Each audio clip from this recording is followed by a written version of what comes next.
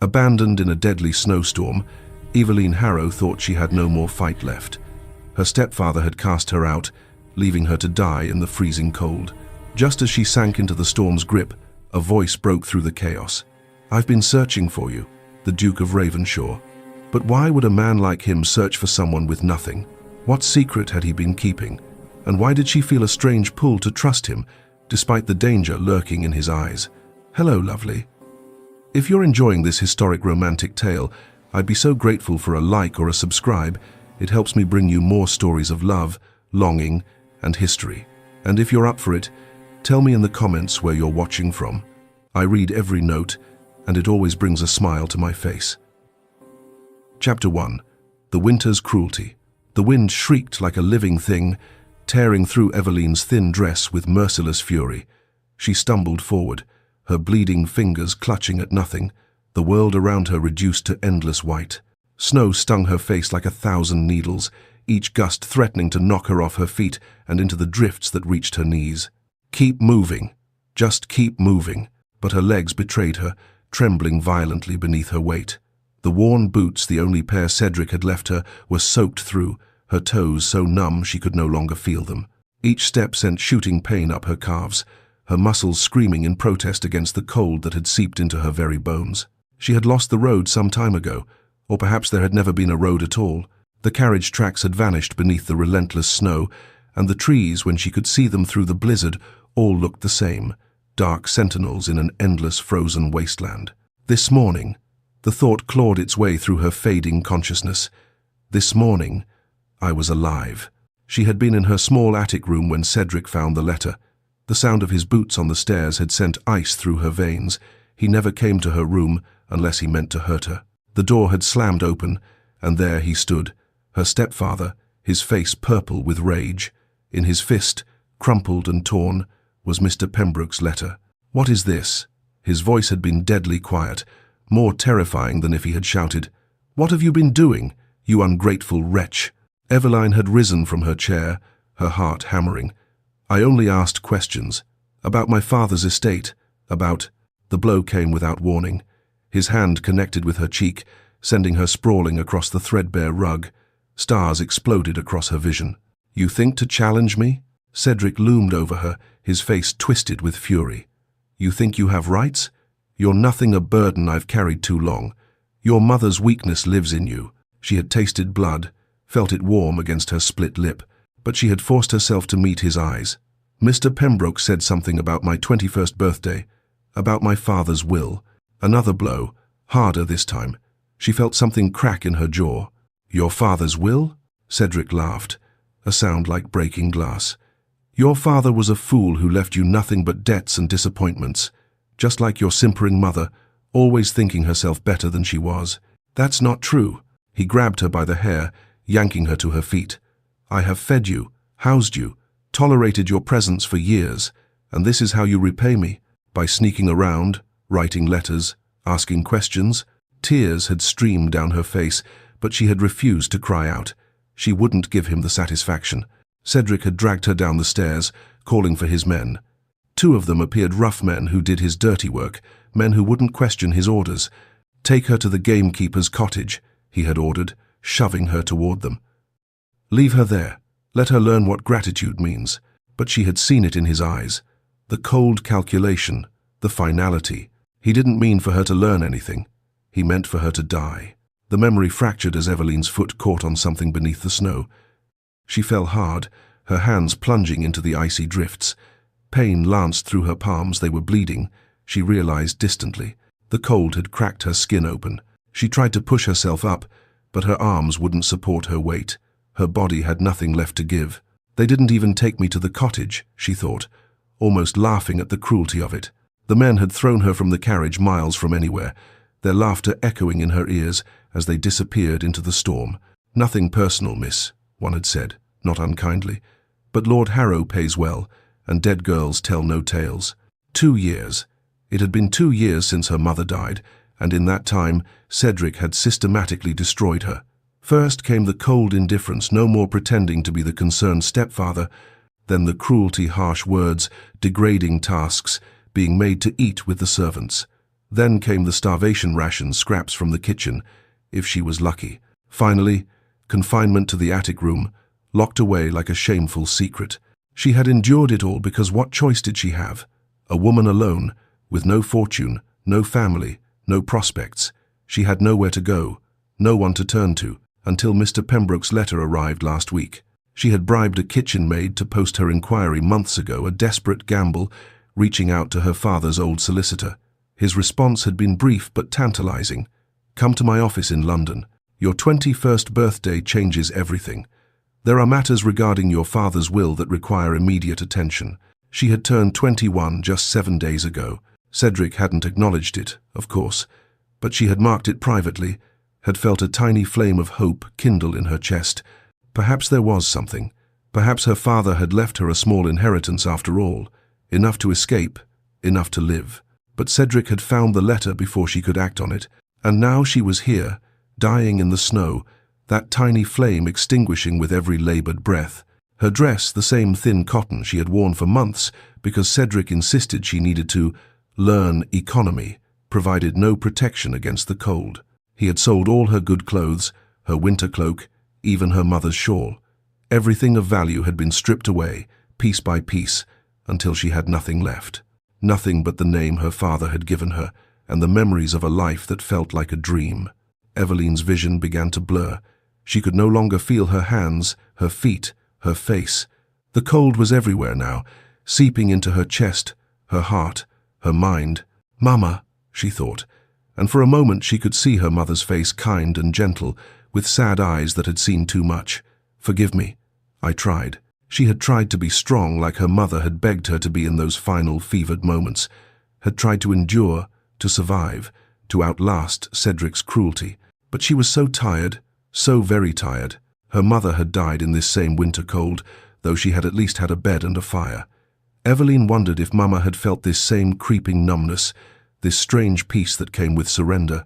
"Perhaps I'll see you soon," Eveline thought, her eyes drifting closed. "Perhaps we'll finally be together again." The wind howled around her, burying her slowly in its white embrace.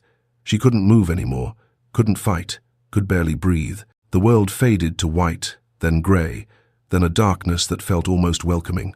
"At least he won't win," was her final, defiant thought. "At least I'll be free." She didn't feel the cold anymore, didn't hear the wind. Everything was quiet, peaceful, still.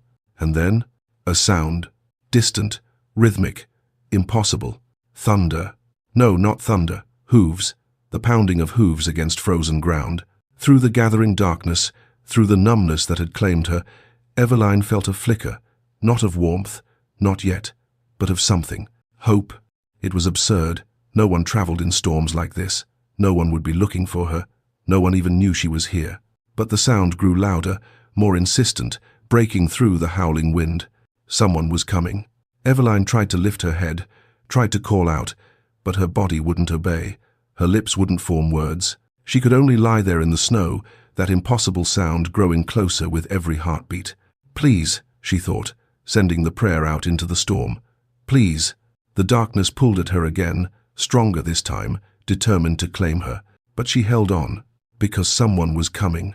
And for the first time in 2 years, Eveline Harrow dared to hope that perhaps, just perhaps, she might survive after all. The hoofbeats grew thunderous, shaking the ground beneath her. She felt, rather than saw, the massive shape that appeared through the white curtain of snow, felt the sudden stillness as the horse stopped.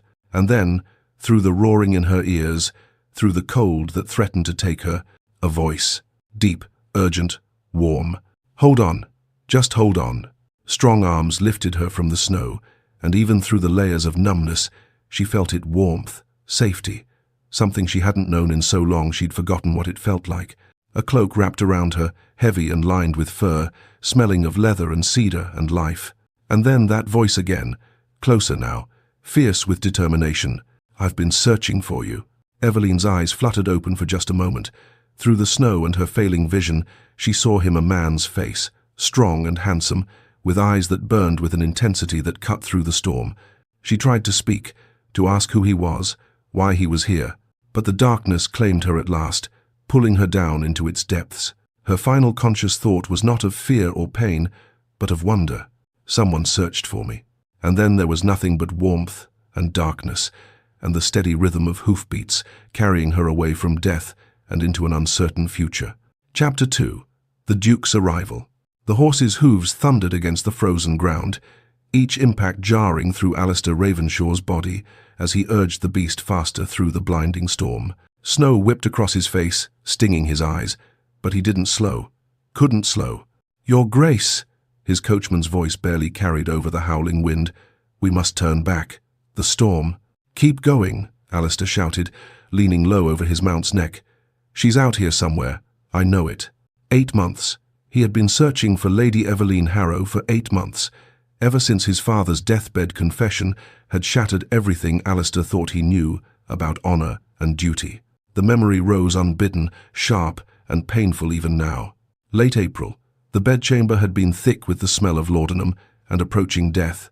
His father, the Duke of Ravenshaw, a man Alistair had respected above all others, had gripped his hand with surprising strength. "Alistair." His voice had been a rasp, barely audible. "I failed him, failed them both. Father, save your strength." "No, you must know. Must. Make it right." His father's eyes, once so sharp, had been clouded with pain and regret. "Lord Thomas Harrow, my dearest friend. When he died, I promised to protect his daughter, little Eveline." Alistair had leaned closer. "What happened?" "Her mother married Cedric Harrow. A mistake. Thomas knew it, made me swear, made me guardian of a trust for Eveline, to be released when she turned 21. His father had coughed, a wet, rattling sound.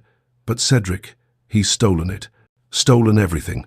And I was too weak, too ill to stop him." "Where is she now?" "Still at Harrow Estate, under his control. She'll be 21 soon when the trust activates. Find her, son. Right my failure. She's in danger." Those had been among his father's last coherent words. 3 days later, he was gone. Alistair had begun searching immediately, quietly at first, hiring investigators, making discreet inquiries. What they uncovered had turned his blood cold. Lady Eveline Harrow was alive, but barely. Cedric kept her isolated, practically imprisoned. Servants whispered of abuse, starvation, cruelty, but no one would testify. No one dared cross Lord Cedric Harrow. So Alistair had planted an informant, a footman loyal to coin rather than cruelty. And this morning, the urgent message had arrived. "He means to kill her." She asked questions about her inheritance. "He's moving tonight." Alistair had ridden out immediately, racing the storm and his own fear that he would arrive too late. The wind shifted, and for a moment, the curtain of snow parted. That's when he saw it, a dark shape against the white, too small to be a fallen log, too still to be an animal. His heart stopped. "There." He yanked his horse toward the shape, half falling from the saddle before the animal had fully stopped. He dropped to his knees beside her, his hands shaking as he turned her over gently. The face that met his gaze made his breath catch. He had seen her portrait, a miniature her father had given his own father years ago, but the painting hadn't captured this. Even unconscious, even with her lips blue and her skin deathly pale, she was breathtaking. Delicate features, dark lashes against ashen cheeks, a face that somehow still held traces of dignity despite everything she had endured. This is her. This is Eveline.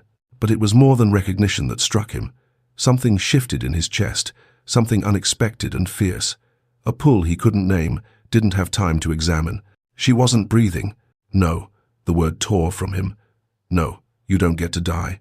Not when I just found you." He ripped off his heavy cloak and wrapped it around her, then lifted her against his chest. She weighed almost nothing, her body frighteningly light in his arms. "I've been searching for you," he said, his voice rough with emotion he didn't understand. "You're safe now. I promise you're safe." He carried her to his horse, calling out to his coachman, "Get the carriage, now." The vehicle appeared through the snow, and Alistair climbed in without waiting for the steps, still cradling Eveline in his arms. "Your Grace, is she?" "Alive.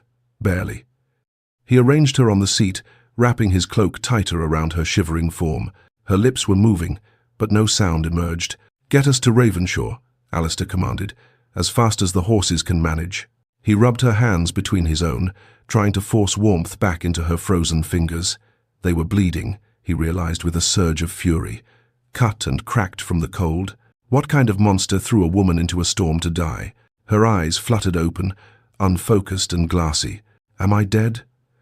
The whisper was so faint he almost missed it. "No."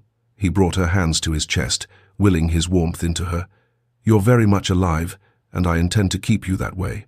Her eyes closed again, but he felt her fingers curl slightly against his waistcoat, holding on. The carriage lurched forward, racing through the storm. Ravenshaw appeared through the snow like a fortress, all stone and lamplight. Before the carriage had fully stopped, Alistair was out, carrying Eveline in his arms. The front doors flew open. Mrs. Pemberton, his housekeeper, stood with her husband, the butler, both their faces creased with concern.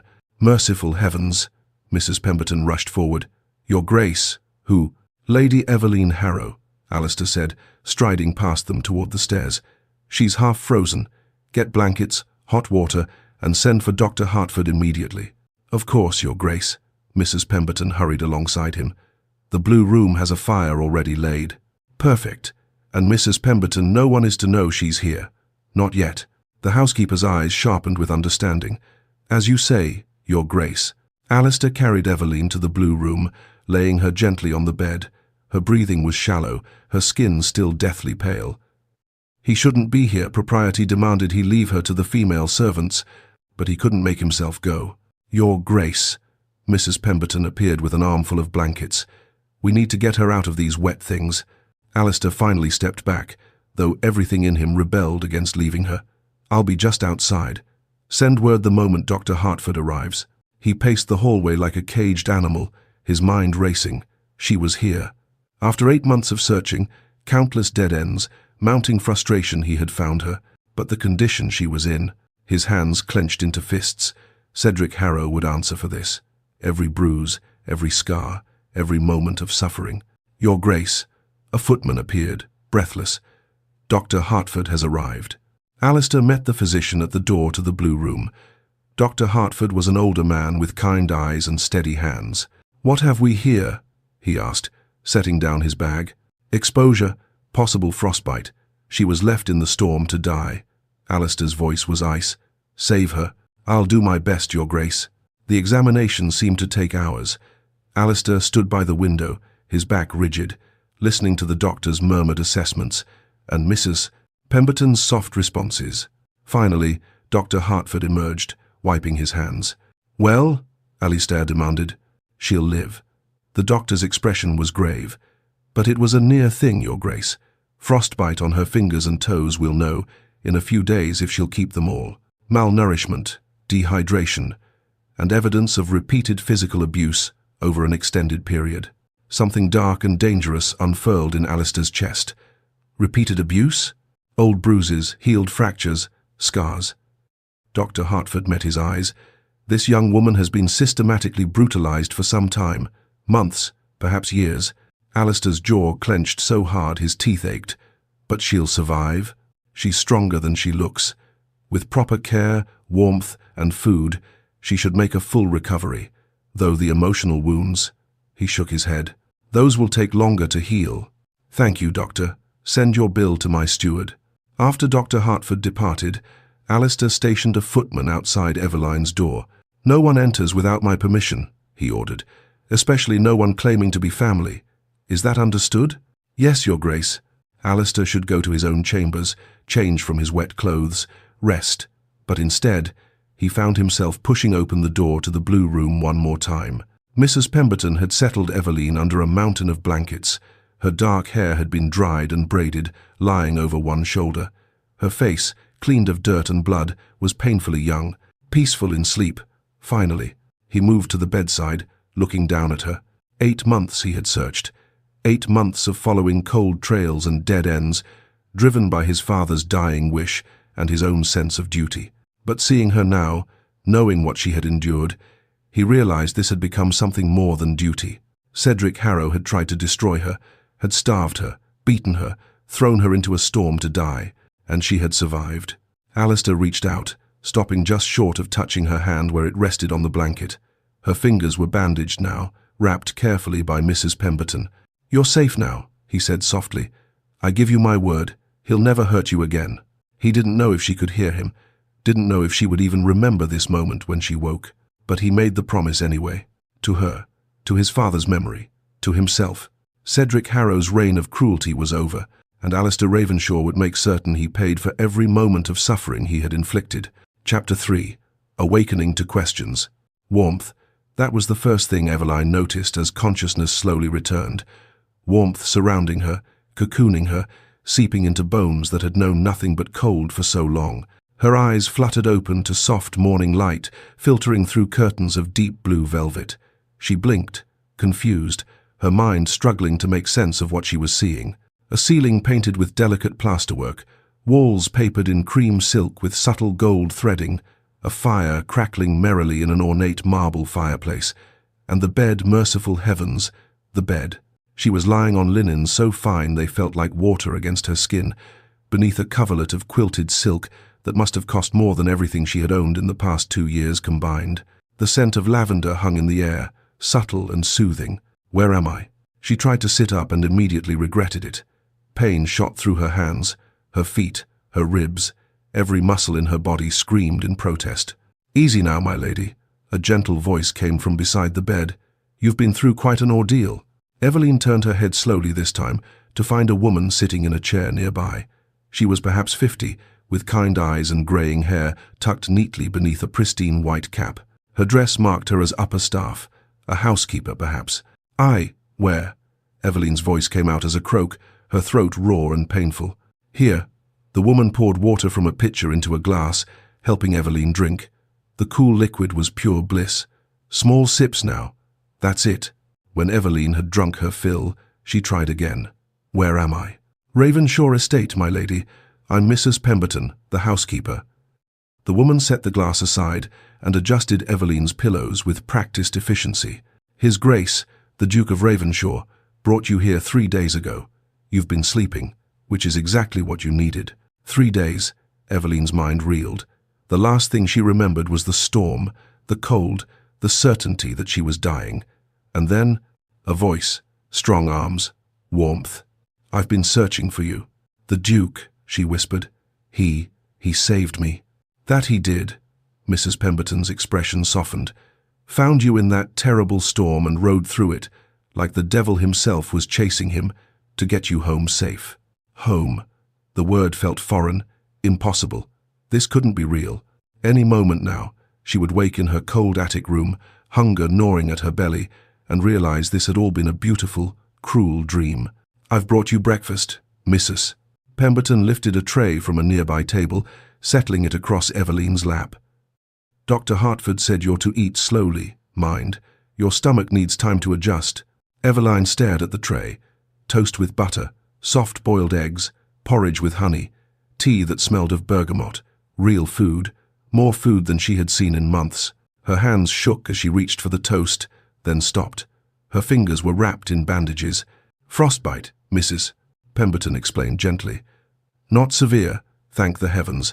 Dr. Hartford believes you'll keep all your fingers, though they'll be tender for some time.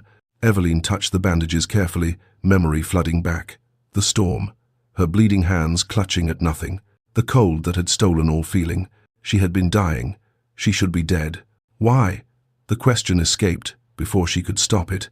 Why would the Duke of Ravenshaw save me? I'm nobody. I have nothing. Mrs. Pemberton's expression grew careful, measured. His Grace has been searching for you for months, my lady. He'll explain everything when you're stronger. For now, you need to eat and regain your strength. Searching for her? For months? None of this made sense. But the food before her was real enough, and her stomach cramped with desperate hunger. She forced herself to eat slowly, though every instinct screamed at her to devour it all. The toast was soft, the butter rich, the eggs were perfectly cooked. Even the simple porridge tasted like heaven. She ate until Mrs. Pemberton gently removed the tray, declaring she'd had enough for now.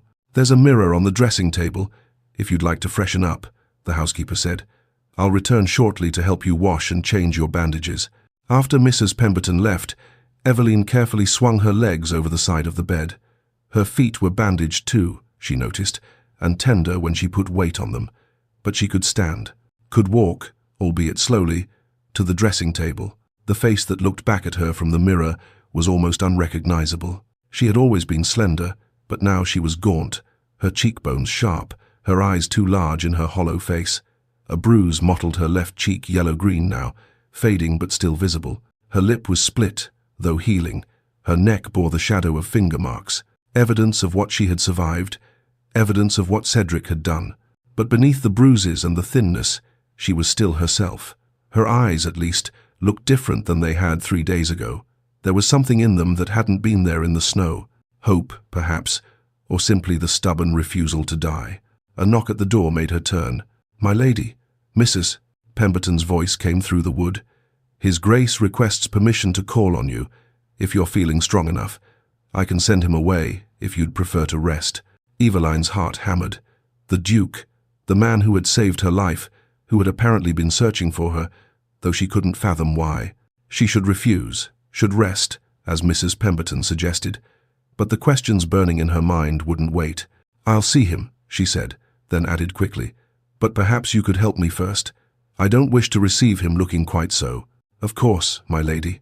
20 minutes later, Eveline sat in a chair by the fire in the drawing room, dressed in a borrowed morning gown of soft grey wool. Mrs. Pemberton had helped her wash and rebraid her hair, and though she still looked pale and bruised, she felt more herself. The door opened, and he entered. Eveline's breath caught. She had a vague impression from the storm, a strong face, intense eyes, but seeing him clearly now was something else entirely. The Duke of Ravenshaw was tall and broad-shouldered, with dark hair and eyes the colour of steel. His face was all strong lines and sharp angles, handsome in a way that was almost severe. He moved with the easy confidence of a man accustomed to command. But it was his eyes that struck her. They held an intensity that should have been frightening, yet somehow wasn't. "Lady Harrow," he bowed, formal and correct. "I'm glad to see you awake and recovering." "Your Grace." She tried to stand, but he waved her back down. "Please, don't. You're still healing." He took a chair across from her, leaving a proper distance between them. "How are you feeling?" "Confused," she admitted. "Grateful. Overwhelmed. Mrs. Pemberton said you've been searching for me?" He nodded. "For 8 months. 8 months." The words hung in the air between them. "Why?" The question came out more blunt than she intended. "Forgive me, Your Grace, but I don't understand. Why would you search for me? I'm nobody. The stepdaughter of a minor lord, with no fortune. No. You're not nobody." His voice was firm. "And you do have a fortune. Or rather, you should have."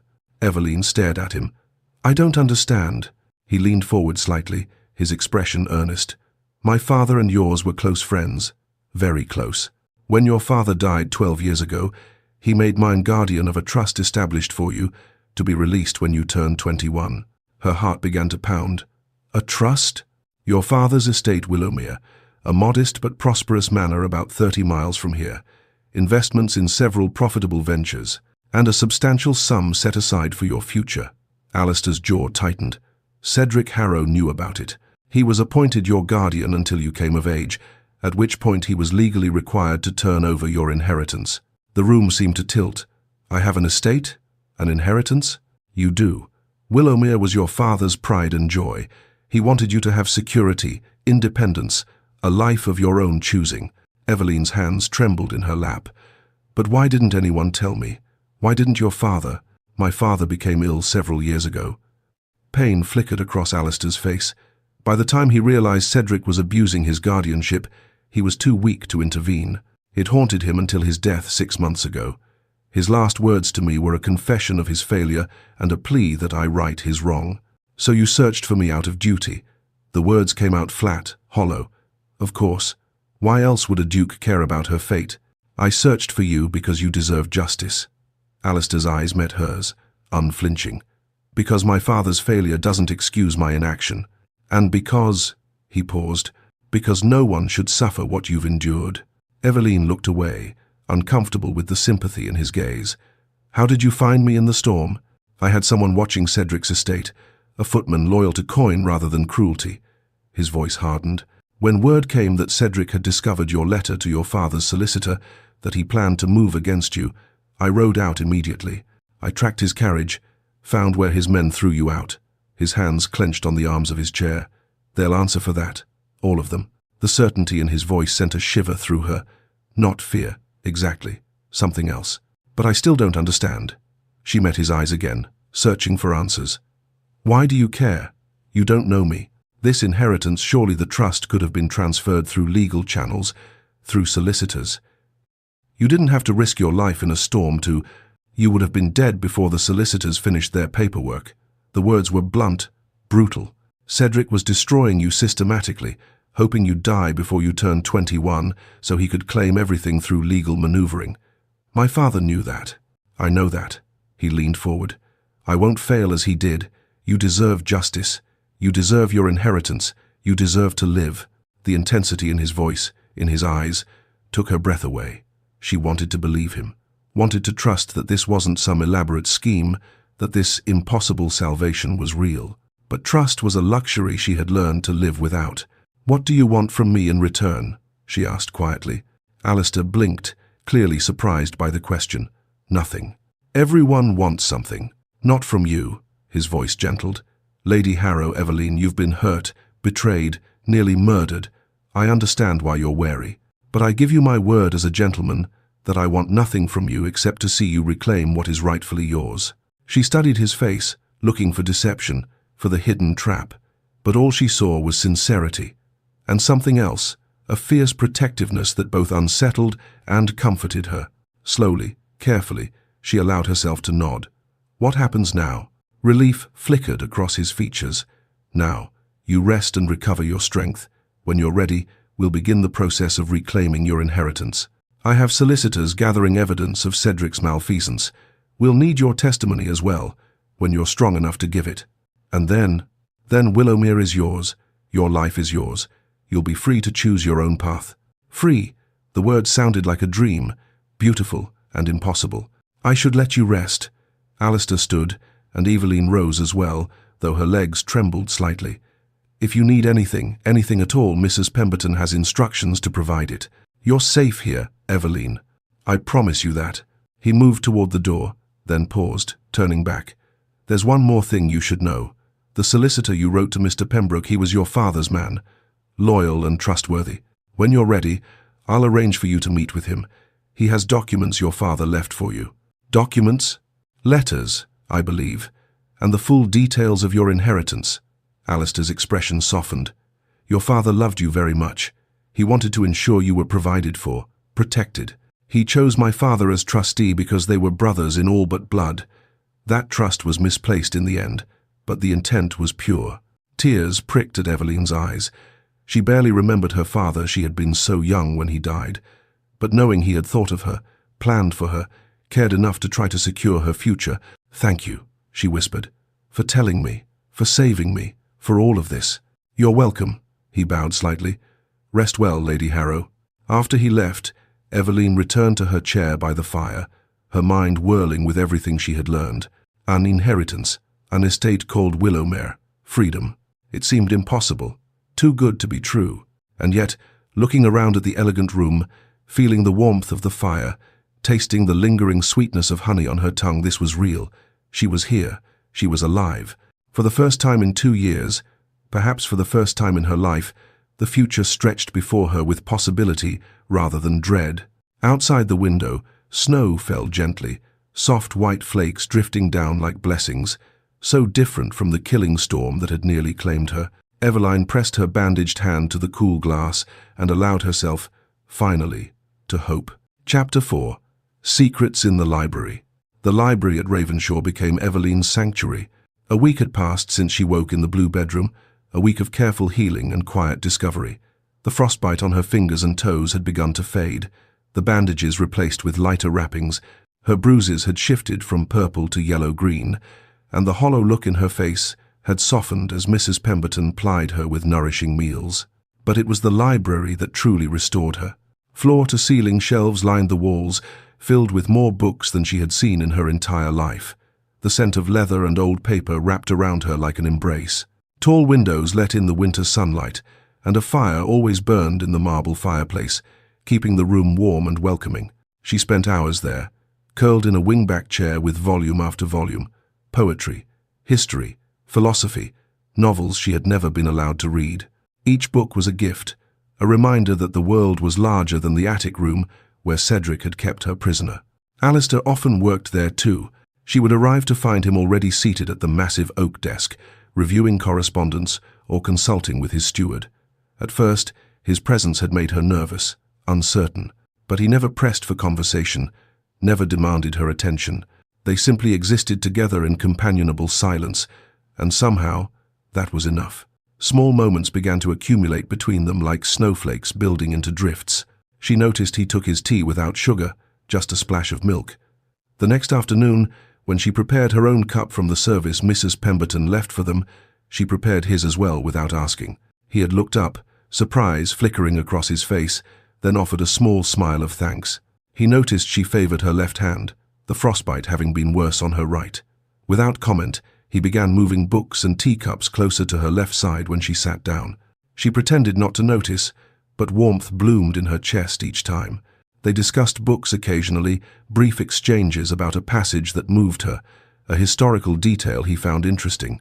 His knowledge was vast, but he never condescended. Instead, he listened when she spoke, truly listened, as if her thoughts mattered. It was such a small thing. But after years of being dismissed, ignored, treated as less than nothing, it meant everything. On the 8th day, Alistair was closeted with his steward, reviewing the estate accounts.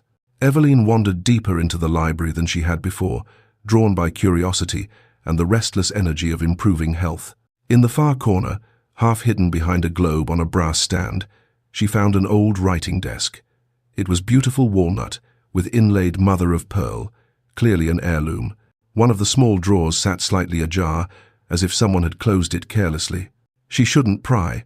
This was Alistair's home, his private space. But something drew her forward. Her fingers touched the drawer, and it slid open easily. Inside lay bundles of letters, tied with faded ribbon. Her breath caught when she saw the seal pressed into the wax a stag's head, her father's seal. With shaking hands, she lifted out the first bundle. The top letter was addressed to Edmund Ravenshaw, Duke of Ravenshaw, in her father's bold hand. She recognized it from the few documents she had seen as a child, before everything changed. She carried the letters to the nearest chair, her heart hammering. She shouldn't read someone else's correspondence, but these were from her father, about her father. Surely that gave her some right. She untied the ribbon and began to read. My dearest Edmund, Eveline turns 5 today. She insisted we have strawberry tarts for tea, though the season is long past. You know how persuasive she can be when she sets her mind to something. She has her mother's determination and, I fear, my stubborn streak. Heaven help us both. I've been thinking much on our pact, old friend. Should anything happen to me, I trust you will watch over her as if she were your own. Tears blurred Eveline's vision. She blinked them away and read on. Letter after letter revealed the depth of friendship between her father and the late Duke. They had been like brothers, closer than many bound by blood. They had fought together, celebrated together, mourned together when Alistair's mother died in childbirth. And they had made a pact to protect each other's children should tragedy strike. Eveline's hands trembled as she reached the final bundle. These letters were newer, written in the last year of her father's life. His handwriting had grown shakier, his health clearly failing. Edmund, the doctors give me 6 months at most. Margaret is inconsolable, though she tries to hide it. I worry most for Eveline. She is only 9, too young to lose her father. I've named you guardian of her trust, as we discussed. Willowmere, the investments, everything. It's all to go to her when she reaches her majority. Margaret will remarry, I'm certain. She's too young to remain a widow, and I would not wish that loneliness upon her. But Edmund, I must ask this of you. Watch over my girl. Her stepfather, whoever he may be, will have guardianship until she turns 21, but you will control the money. Be vigilant, my friend. Protect her as I cannot. Your brother in all but blood, Thomas. Eveline pressed the letter to her chest, grief washing over her. Her father had tried to protect her, had made arrangements, set up safeguards, but something had still gone terribly wrong. She dug deeper into the drawer and found what she was looking for, a rolled parchment sealed with wax. Her father's will. Her hands shook so badly she could barely break the seal.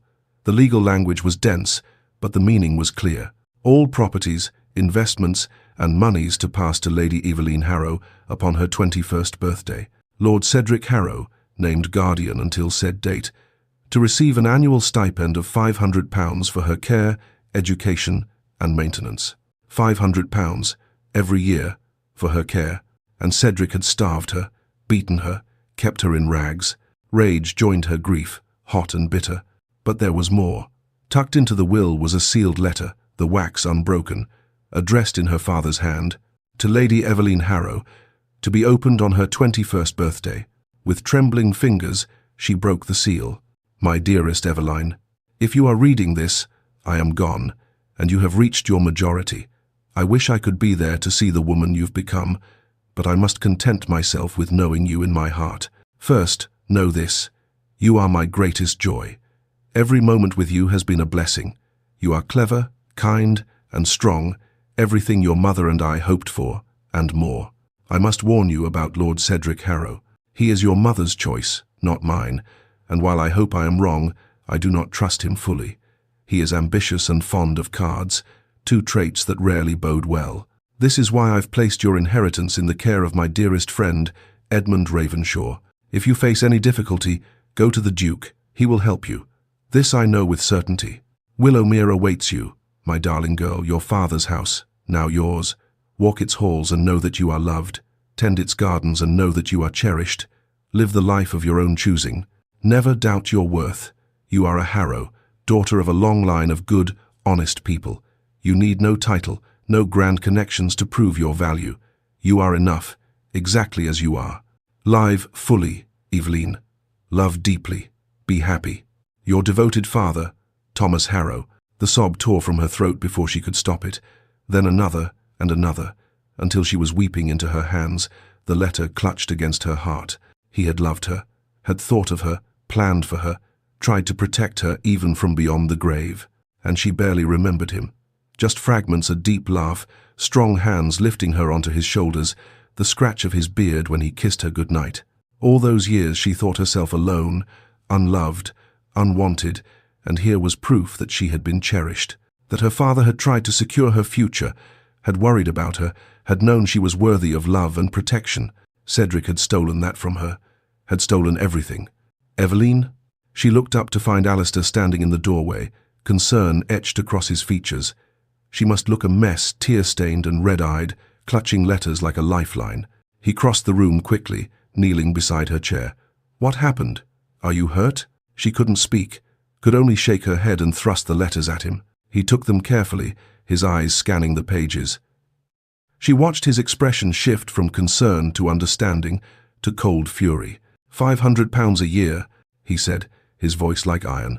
Cedric received £500 annually for your care and education, substantial funds, and he starved you, beat you, left you to die in a storm. Why? The word came out broken. Why would he do this? Alistair set down the letters and met her eyes. There's something else you should know, something I learned during my investigation. He paused, as if weighing his words. Cedric has a gambling problem. Debts across London to moneylenders, gaming hells, places no gentleman should frequent. He's been using your guardian's stipend to pay them. Understanding crashed over her like a wave. When I turned 21, the money would stop, and you would gain Willowmere and the full inheritance. He would lose his source of income and any claim to your father's estate. Alistair's jaw clenched. He'd lose everything. So he tried to kill me, she said it calmly, though rage burned in her chest. Not just cruelty, not just abuse.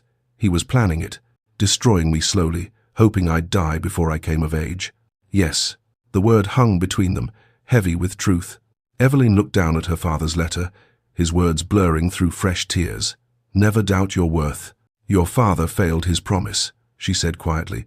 You mentioned that before. What did you mean? Pain flickered across Alistair's face. He stood, moving to the window, his back to her. He knew Cedric was misusing the funds. He hired investigators about 3 years ago when he began to suspect. They discovered everything, the gambling, the abuse, the way you were being treated. Then why didn't he stop it? He tried. Alistair's voice was rough. But he was already ill by then, and Cedric has powerful friends, connections in society and the courts. My father was advised that a public accusation without ironclad proof could backfire, could make things worse for you. So he gathered evidence, built a case. But his illness progressed faster than expected. He died before he could act. He turned to face her. His last words were regret for not saving you sooner, for failing his promise to your father. Eveline absorbed this, turning it over in her mind. "So you're fulfilling his promise?" "Yes." He crossed back to her, his eyes intense. "But Eveline, it's become more than duty." The air between them seemed to thicken. She could feel her heart beating, loud in her ears. "More than duty," she whispered. He knelt again, his face level with hers. "When I found you in that storm, when I thought you might die," he stopped, swallowed hard. "This stopped being about my father's guilt or my family's honor. You're not an obligation to discharge. He seemed to struggle for words. "You matter, to me." Something warm unfurled in her chest, fragile and new. "What will we do?" she asked softly. His expression hardened with determination. "We gather evidence. We bring Cedric before the magistrate. And we get you, Willowmere. We get you everything that's rightfully yours." "We? If you'll have my help." She looked at him, this man who had searched for her, saved her, given her shelter and safety and hope. This man who knelt before her now, offering not rescue but partnership. For the first time since she could remember, she wasn't alone. "Yes," she said firmly. "We do this together." His hand found hers, her left hand, the less damaged one, and squeezed gently. "Together," he agreed. And in that moment, surrounded by her father's words and this man's quiet strength, Eveline felt something shift inside her. She was no longer just surviving. She was ready to fight. Chapter 5. Uncovering the Past. 2 weeks had transformed Eveline in ways she hadn't thought possible. The bandages were gone from her fingers and toes, replaced by healthy pink skin that was still tender but healing. Her face had filled out with missus. Pemberton's careful feeding, the bruises faded to nothing, the hollow look in her eyes replaced by something brighter. She could walk without pain now, could hold a book without her hands cramping, could look in the mirror and see herself rather than a ghost. But physical recovery was only part of the battle. In the estate office, Alistair's solicitor, a sharp-eyed man named Mr. Whitmore, spread documents across the mahogany desk like a general planning a campaign. "The guardianship records are damning enough," he said, adjusting his spectacles. "Lord Cedric received £500 annually for Lady Harrow's care, yet there are no records of expenses for her education, clothing, or medical care. Nothing." Eveline stood by the window, arms wrapped around herself. Alistair sat at the desk, his expression grim. "What about the bank statements?" he asked. Even more revealing, Mr. Whitmore produced a ledger, withdrawals matching known gambling debts, payments to moneylenders.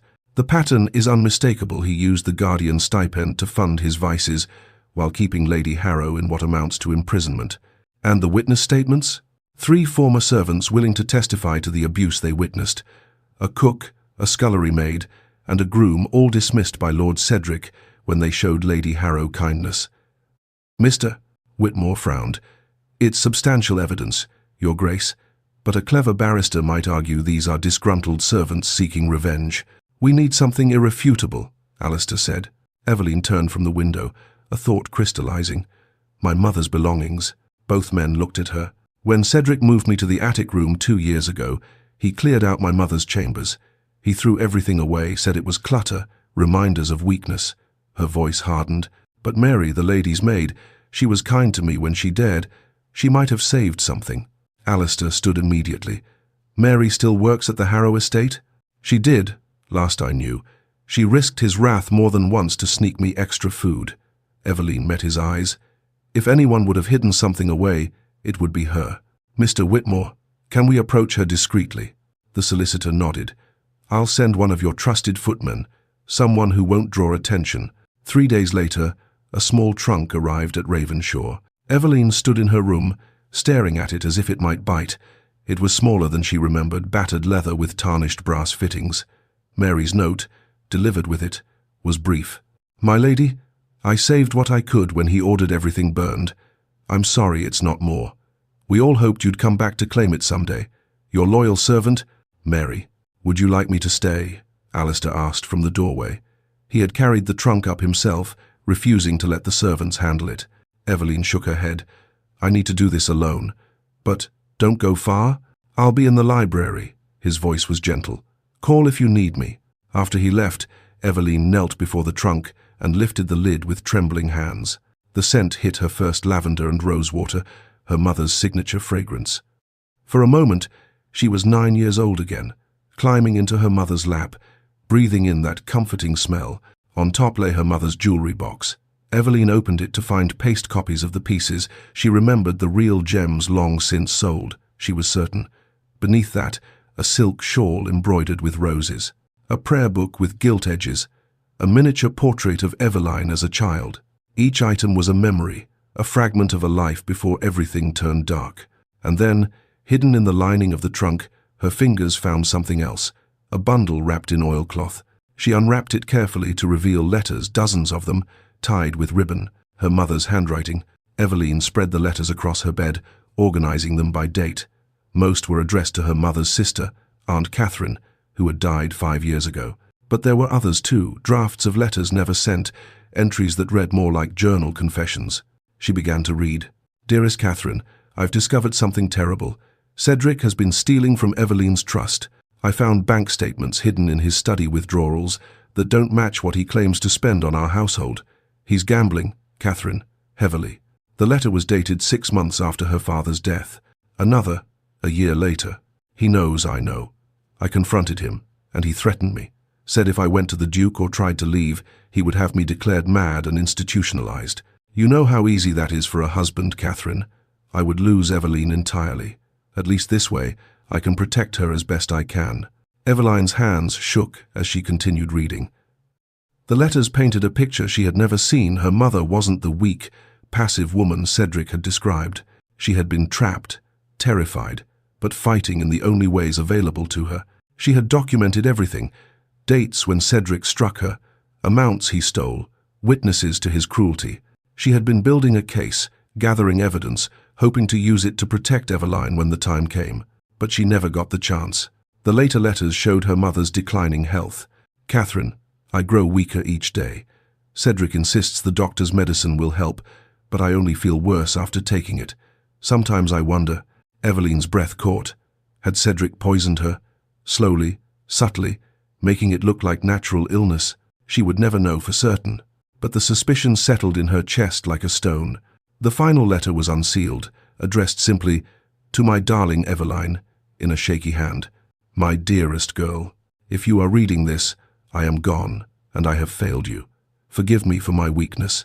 I tried to protect you but could not find the strength to leave, to fight hard enough. You are stronger than I ever was. I see it in you, your father's courage, his determination. Do not let Cedric break you as he broke me. Fight, my darling. Live. The evidence I've gathered is here. Use it. Seek out the Duke of Ravenshaw. He was your father's dearest friend. He will help you if I cannot. Know that every moment with you has been my greatest joy. You are loved, Eveline. Never doubt that. Your mother." The sob tore from Eveline's chest before she could stop it. Then another and another, until she was weeping into the letters, her whole body shaking with the force of her grief.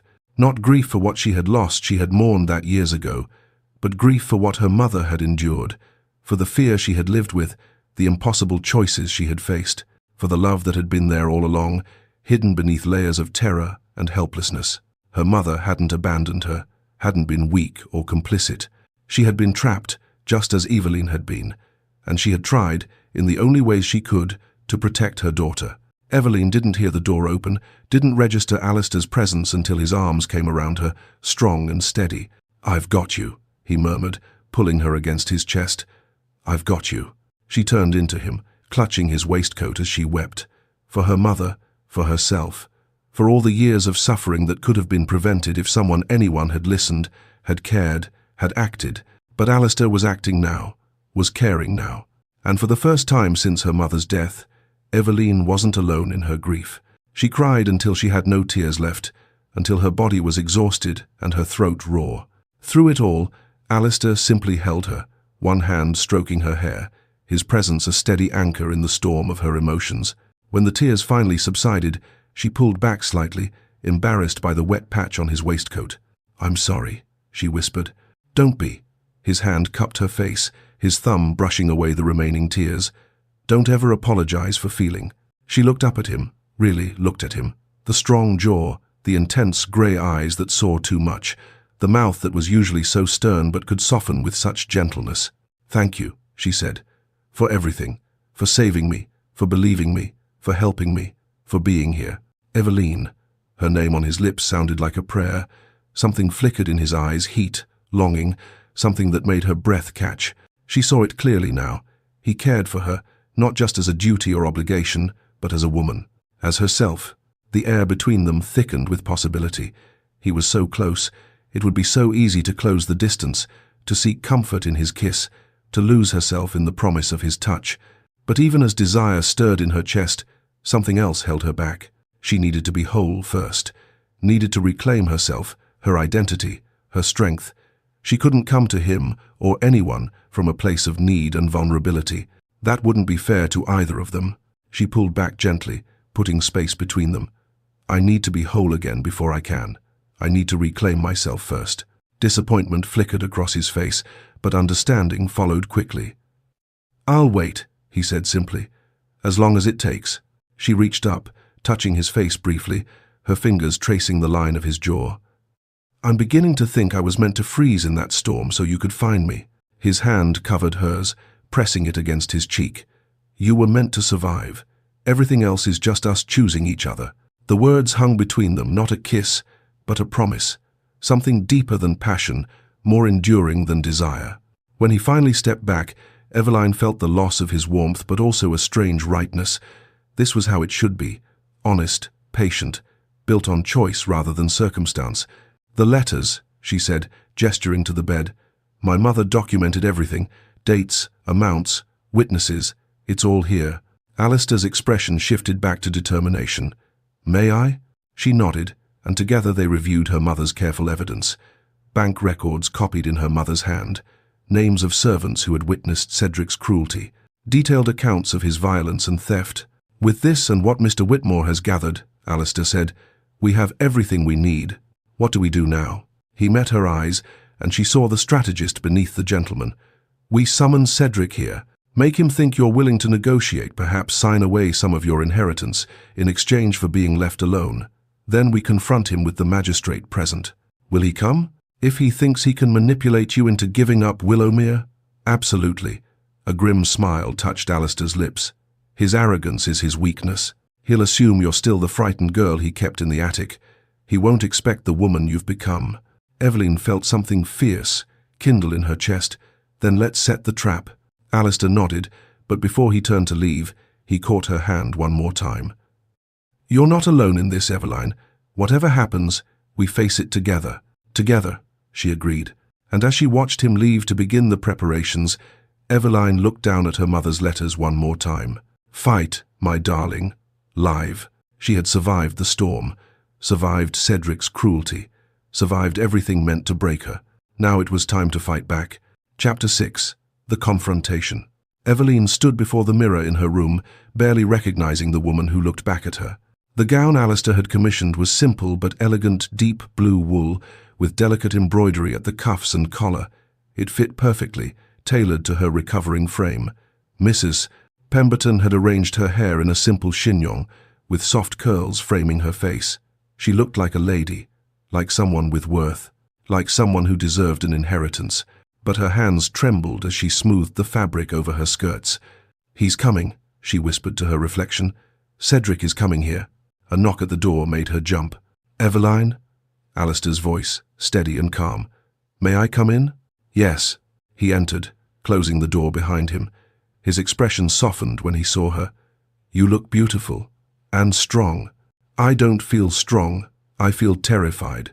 He crossed to her, taking her shaking hands in his. That's natural. But remember, you're not alone. I'll be right beside you. Mr. Whitmore has all the evidence. Sir William Thornbury and the constable are waiting in the adjoining room. Cedric is walking into a trap of his own making. What if something goes wrong? What if he won't hurt you again? I won't allow it. The fierce protectiveness in Alistair's voice steadied her.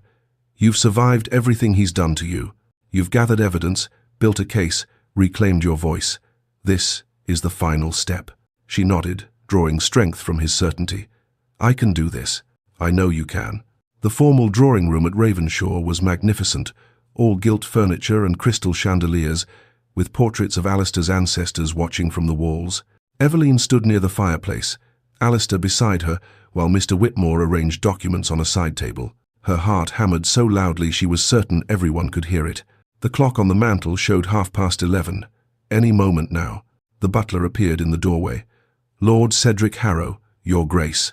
And there he was. Cedric swept into the room with his usual arrogance, his fashionable coat and polished boots marking him as a gentleman of means.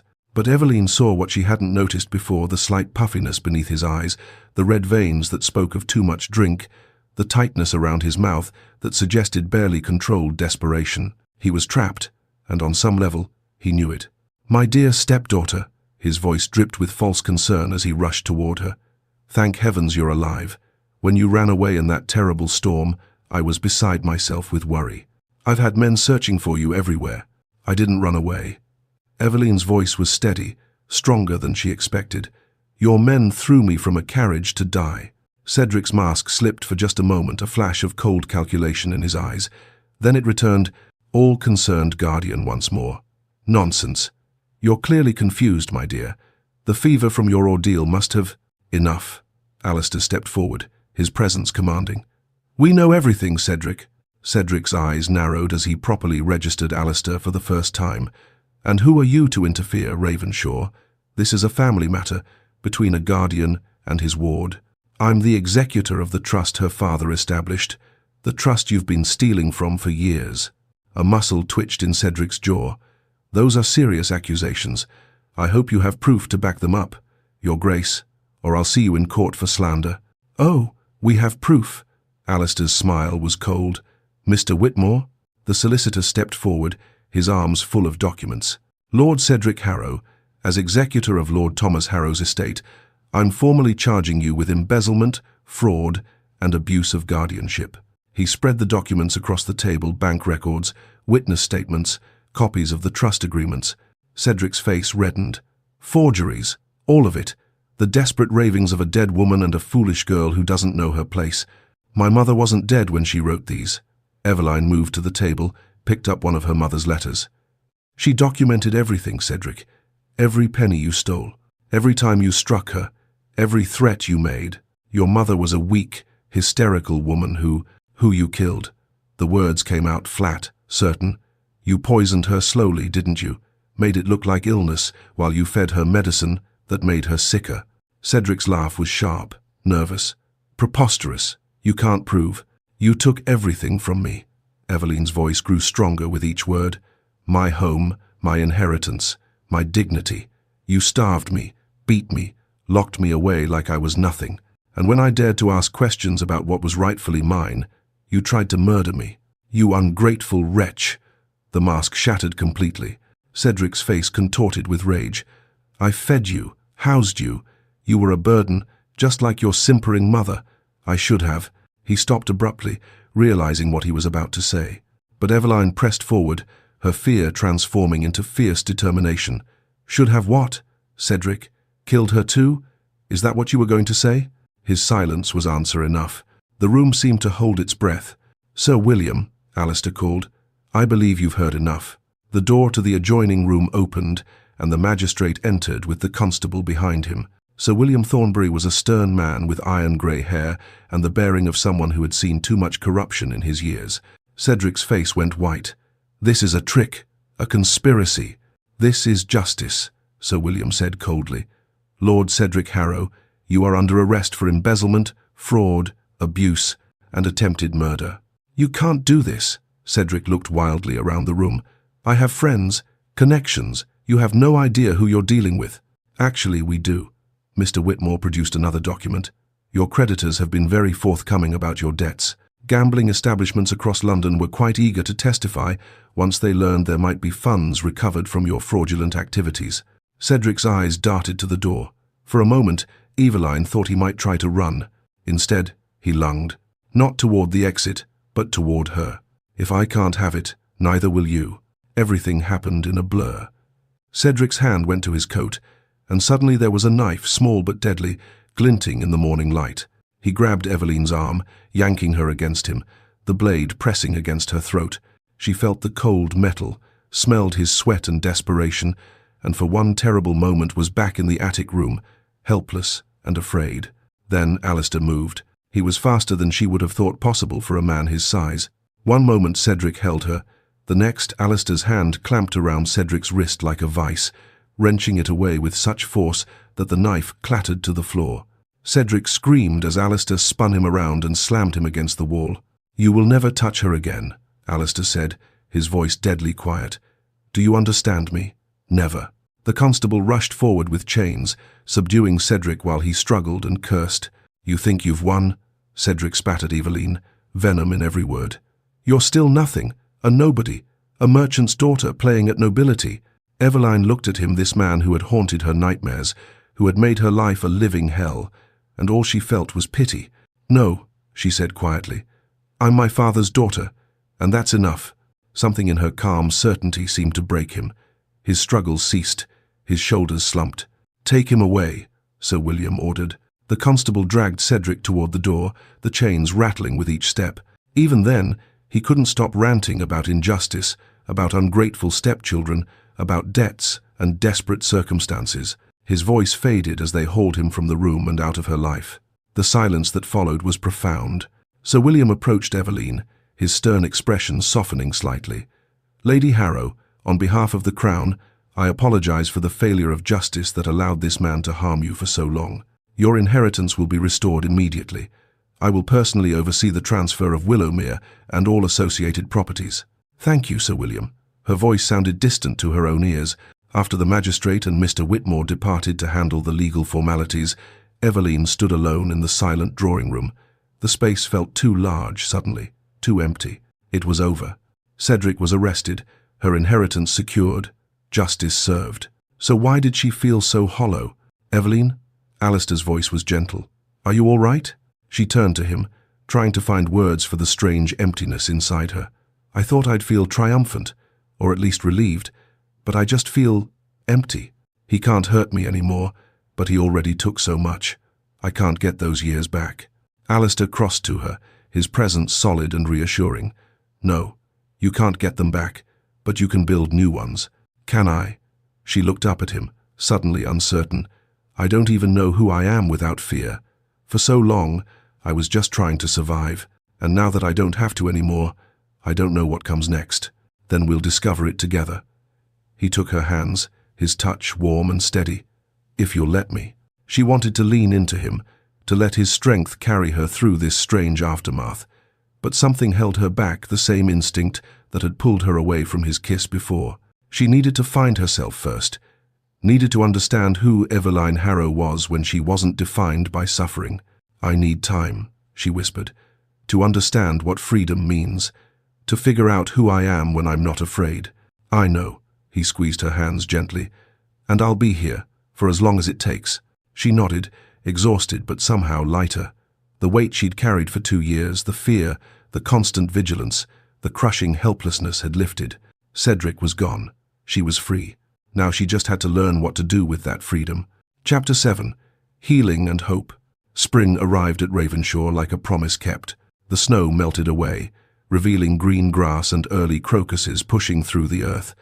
The air lost its bitter edge, softening into something almost warm. Birds returned to the trees, filling the mornings with song. 2 months had passed since Cedric's arrest.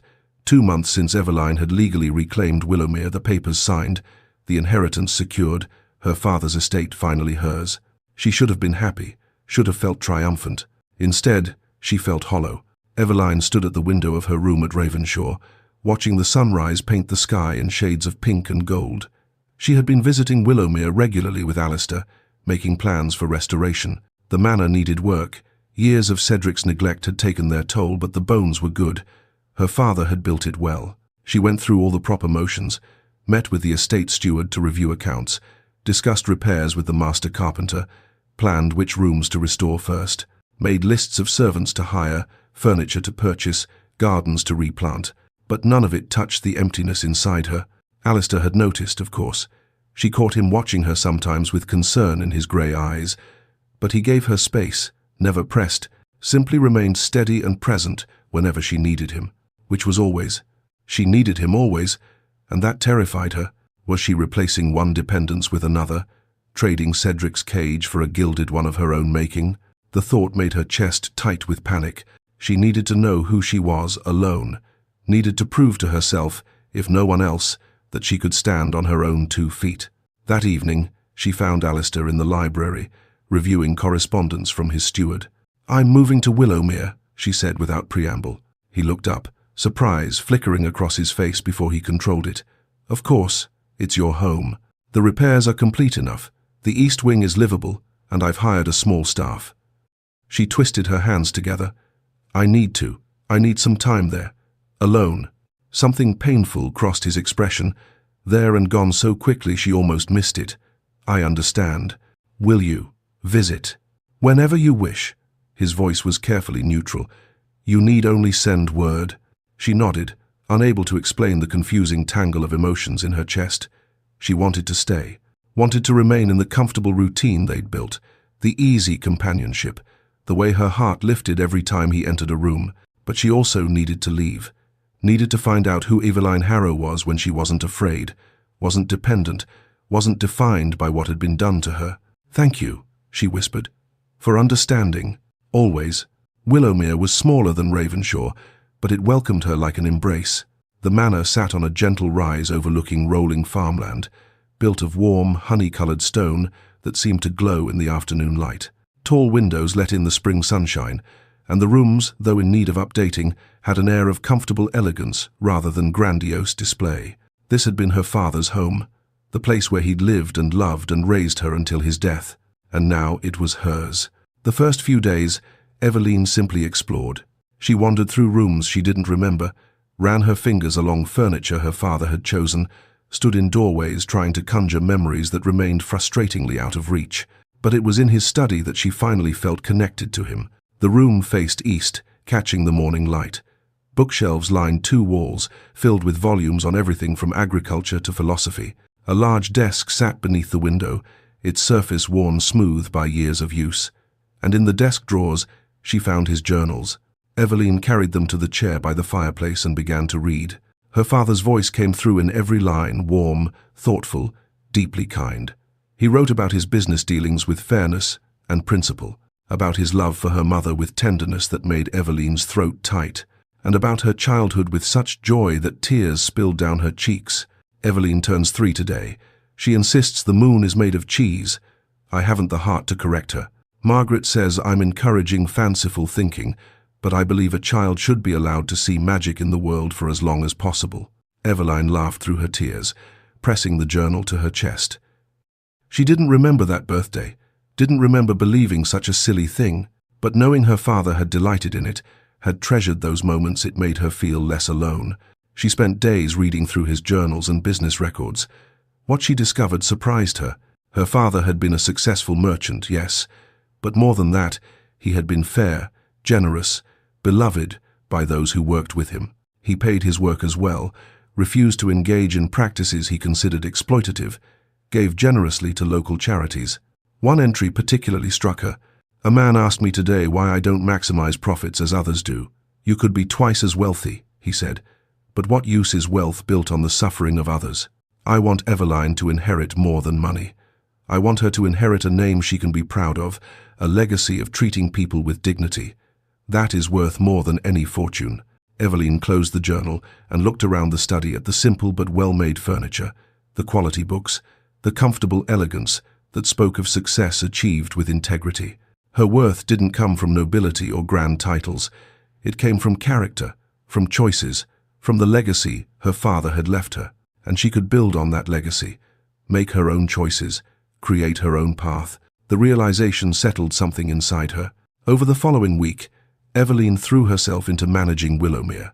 She hired back the servants Cedric had dismissed, loyal people who had served her father and remembered Eveline as a child. She reopened the village school her father had funded, ensuring the teacher had proper supplies and a decent wage. She reviewed the estate operations with the steward, learning about crop rotations and tenant relations and 100 other details. To her surprise, she was good at this. The careful planning, the attention to detail, the genuine care for the people who depended on the estate, it all came naturally to her. But every evening, as the sun set and the manor grew quiet, loneliness crept in. She missed Alistair, missed his steady presence, his quiet humor, the way he listened when she spoke as if her words truly mattered, missed the comfortable silence of working side by side in the library, missed the warmth in his eyes when he looked at her. She had proven she could stand alone, could manage an estate, make decisions, forge her own path. But standing alone and being alone were two different things, and she didn't want to be alone. Not anymore. 2 weeks after moving to Willowmere, Eveline was in the garden supervising the planting of new rose bushes when she heard hooves on the drive. Her heart leaped before she even turned around. Alistair. He dismounted with his usual grace, but she could see the tension in his shoulders, the uncertainty in his expression. "I'm sorry for intruding," he said, not coming closer. "I told myself I'd wait until you called for me, but I couldn't. I needed to know you were well." Eveline felt something warm bloom in her chest. "I'm glad you came." Relief flooded his features. "Truly? Truly." They walked through the gardens together, following the paths her father had laid out years ago.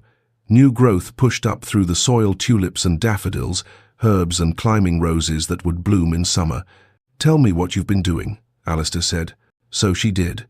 Told him about her father's journals, about reopening the school, about learning to manage the estate, about discovering she was good at it, capable of it. "I thought reclaiming Willowmere would fill the emptiness," she said, stopping beside a stone bench. "And it's helped. I know who I am now, who my father was. I'm proud of the legacy he left me." "But," Alistair prompted gently, "but it's not enough." She turned to face him. "The estate, the money, the justice, none of it matters without." She stopped, suddenly shy. How did she put into words what she'd only just realized herself? Alistair took her hands, his touch warm and familiar. "Without what, Eveline?" She met his eyes and saw everything she felt reflected back at her: love, longing, hope, fear. "Without love," she whispered. "Without partnership, without you." His breath caught. "Eveline, I've been searching too, you know." The words tumbled out now, urgent and true. "For myself, for purpose, for home, and I found it. I found myself in my father's journals, in managing this estate, in making my own choices. But home isn't Willowmere or Ravenshaw." She squeezed his hands. "It's wherever you are." Alistair pulled her close, one hand cupping her face. "I've been searching for you, not just these 8 months, but all my life without knowing it. From the moment I found you in that storm, I knew. You're everything I never knew I needed. I love you," she said, the words both a confession and a liberation. "And I love you." His voice was rough with emotion.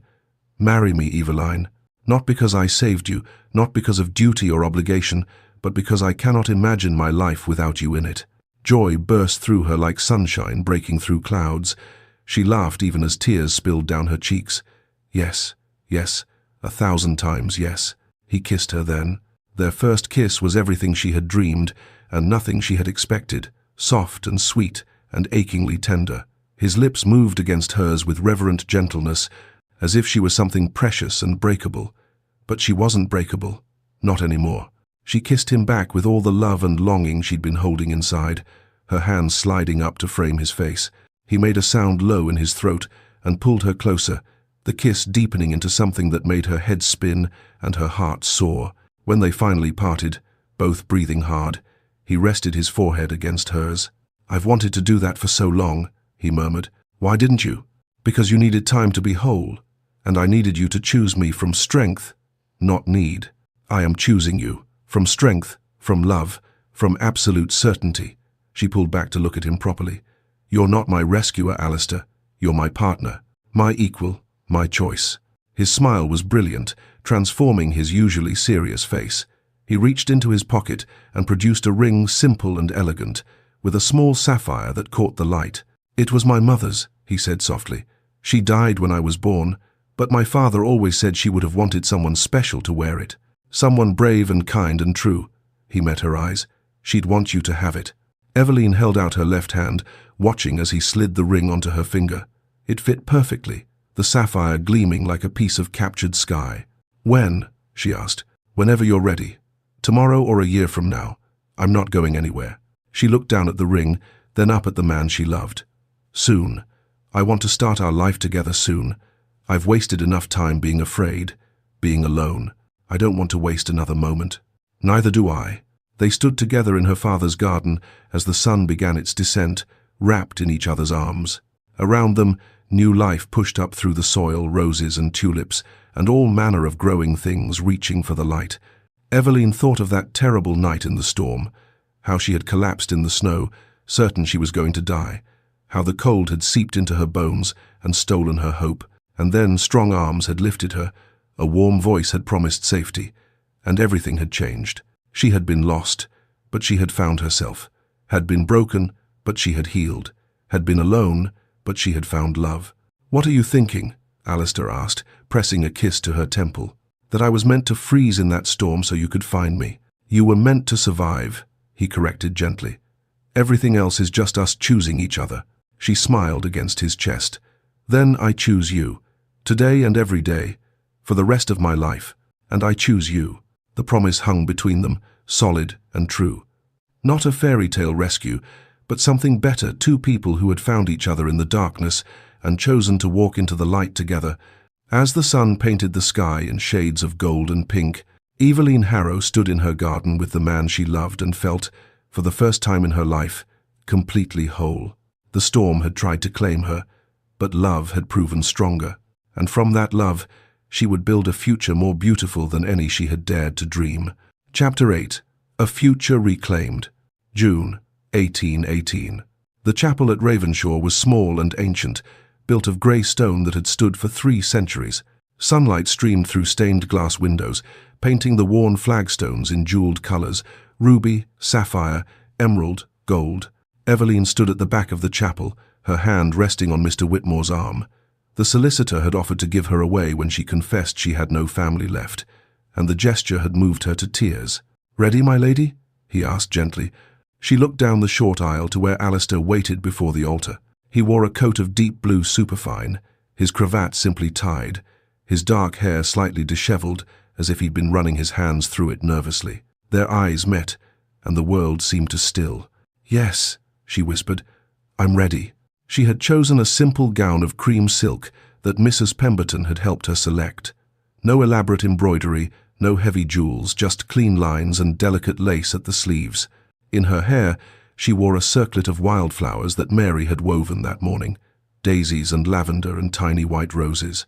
As she walked down the aisle, she saw the small gathering of witnesses, Mrs. Pemberton dabbing at her eyes with a handkerchief, the butler standing proud and straight, Dr. Hartford smiling warmly. Sir William Thornbury, who had ensured justice, was served. Mary, her dear friend, beaming with joy. But mostly, she saw Alistair. His eyes filled with emotion as she approached, and when she reached him, she saw his hand trembling slightly as he took hers. "You're beautiful," he whispered. "You're perfect," she whispered back. The vicar began the ceremony, but Eveline barely heard the traditional words. All her attention was on Alistair, on the way his thumb stroked circles on her hand, on the love shining in his eyes. When it came time for vows, they had chosen to speak their own. "Eveline," Alistair said, his voice steady despite the emotion she could see in his face, "I promise to be your partner in all things, to respect your strength while offering mine, to listen when you speak and value what you say, to stand beside you, not above or below, but equal in all ways. I promise to love you not just today, but every day, for the rest of our lives." Eveline's throat tightened, but she managed to speak clearly. "Alistair, I promise to choose you every day, as I choose you today, to build our life together with honesty and trust, to be your comfort in sorrow and your companion in joy, to love you not because you saved me, but because you saw me, truly saw me, and loved what you found. I promise to spend every day proving worthy of that love." "You already are," he whispered, "just for her." The vicar pronounced them husband and wife, and when Alistair kissed her, soft and sweet and full of promise, Eveline felt something settle deep in her soul. She was home. The wedding breakfast was held in Ravenshaw's dining room, intimate and warm. Someone, probably Mrs. Pemberton, had filled the room with flowers, roses and peonies, and sweet-smelling jasmine that perfumed the air. As Eveline looked around at the small gathering, these people who had helped save her, who had believed in her, who had become her chosen family, a thought struck her with such force she had to set down her wine glass. A year ago, she had been dying in the snow with nothing. No family, no future, no hope. Now she had everything. Later, after the meal, when someone pushed back the furniture, and the musicians began to play. Alistair led her to the center of the room for their first dance as husband and wife. He held her close, one hand at her waist, the other cradling hers against his chest. They moved together to a waltz, and Eveline marveled at how natural it felt, how right, as if they had been dancing together for years. "Happy," he whispered against her ear. She looked up at him, at this man who had searched for her, saved her, loved her, happier than I knew was possible. His smile was brilliant. "Good, because I intend to spend the rest of our lives making you even happier. That's quite an ambitious goal." "I'm an ambitious man." She laughed, and the sound felt like freedom. Summer, 1819. Eveline sat across the desk from a young woman whose hands shook as she clutched a worn shawl around her shoulders. Her name was Margaret, like Eveline's mother, and she bore the same haunted look Eveline remembered from her own reflection a year ago. "He'll kill me if he finds me," Margaret whispered. "Or worse, he'll take my daughter." "He won't find you," Eveline said firmly. "We have a safe house in the village, far from London. You'll have a room, meals, and time to decide what comes next. Our solicitor will help with the legal proceedings. I have no money, no way to pay. The foundation covers all expenses." Eveline leaned forward, holding the woman's frightened gaze. "Margaret, you're not alone anymore. Do you understand? You're not alone." The woman broke down, sobbing, and Eveline came around the desk to hold her while she wept. This was the work she and Alistair had built together. Using part of her inheritance from Willowmere, they had established a foundation that provided safe housing and legal aid for women escaping abusive situations. Eveline interviewed applicants personally, secured placements, offered the hope she had once desperately needed. It was hard work.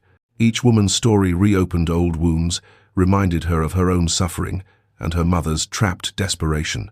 But it was also necessary, essential. After Margaret left with directions to the safe house and enough money for the journey, Eveline sat alone in the study at Willowmere, exhausted and heartsore. That's where Alistair found her, staring out the window at nothing.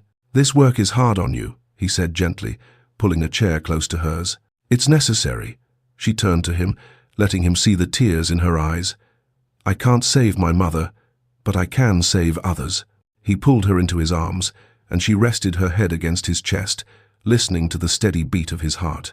"You have the biggest heart," he murmured, pressing a kiss to her hair. She pulled back slightly, a small smile playing at her lips despite the emotional weight of the day. Taking his hand, she placed it on her belly, slightly rounded now, though barely noticeable beneath her dress. "Big enough for 3?" she asked softly. Alistair went very still, his eyes widened, dropping to where his hand rested. "Eveline, truly," she nodded, her smile growing at the wonder in his expression. "Dr. Hartford confirmed it yesterday.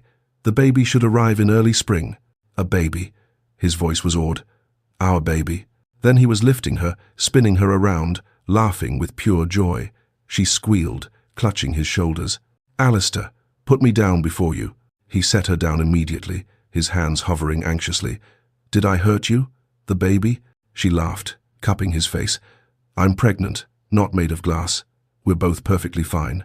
That evening, they sat together in the nursery at Ravenshaw, a room that had stood empty since Alistair's birth, and made plans. They discussed names, debated paint colors, dreamed aloud about the child who would join their family. And when Alistair placed his hand on her belly and whispered promises to the baby growing there, Eveline felt her heart overflow with love. December, 1821. Snow fell softly outside the windows of Ravenshaw, blanketing the estate in white. But inside, everything was warm and bright.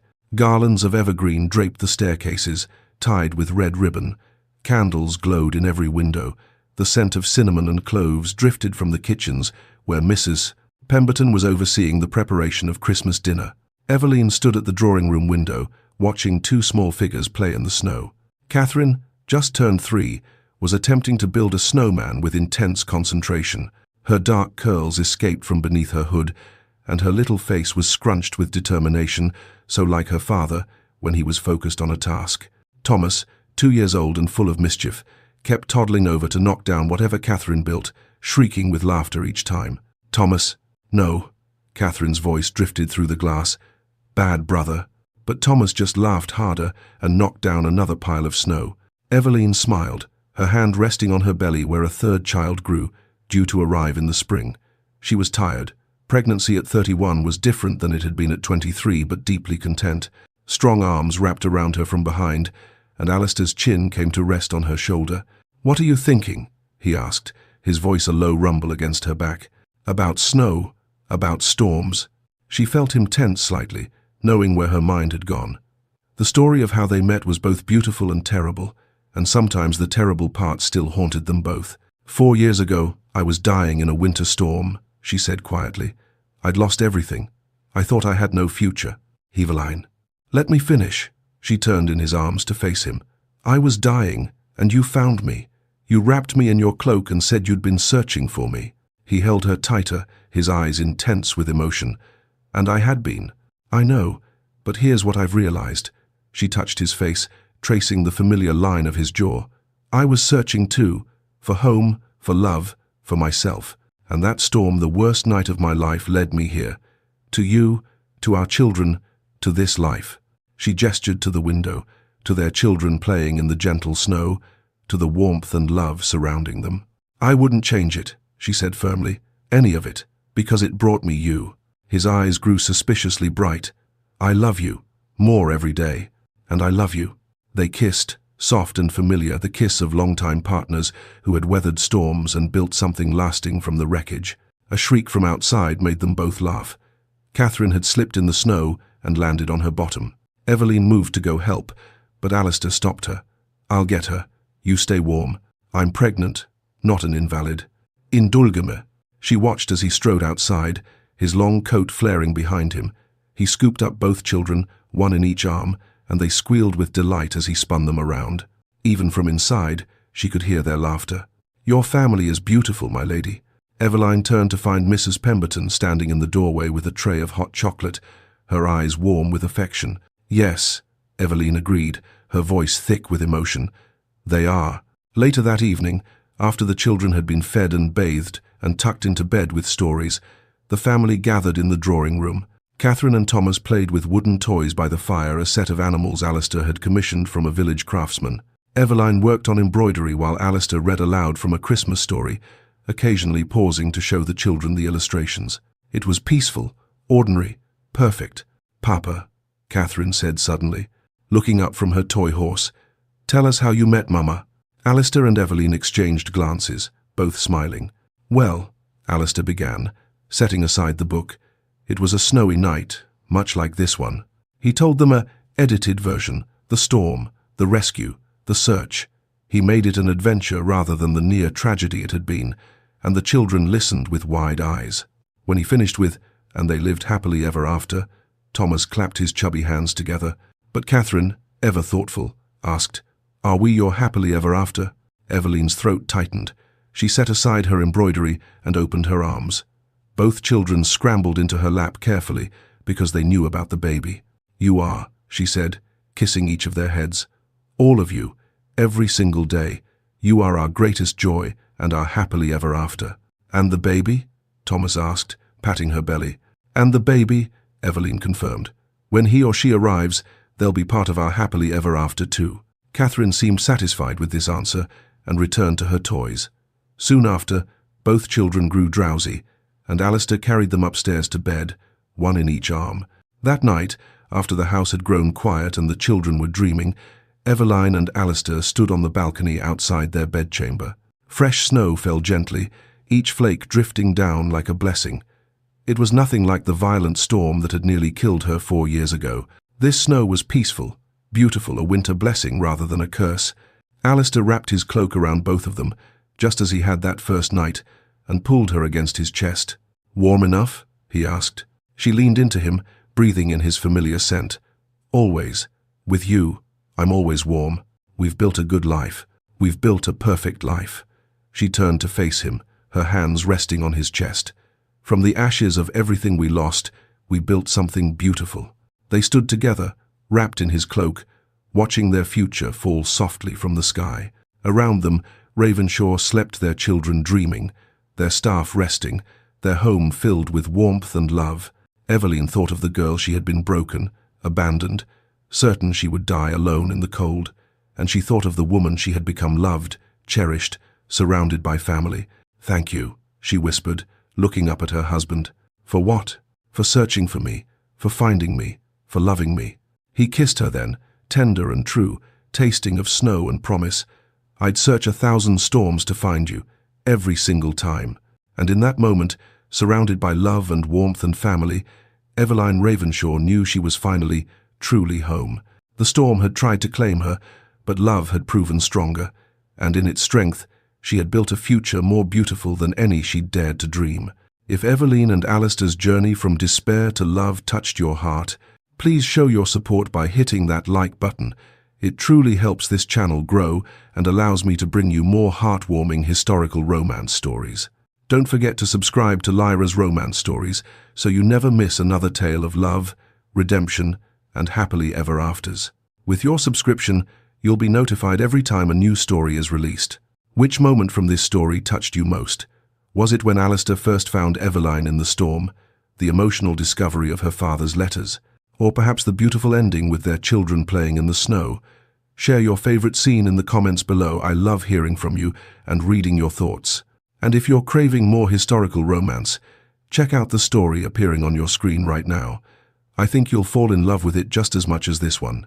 Thank you so much for spending this time with me in Eveline and Alistair's world.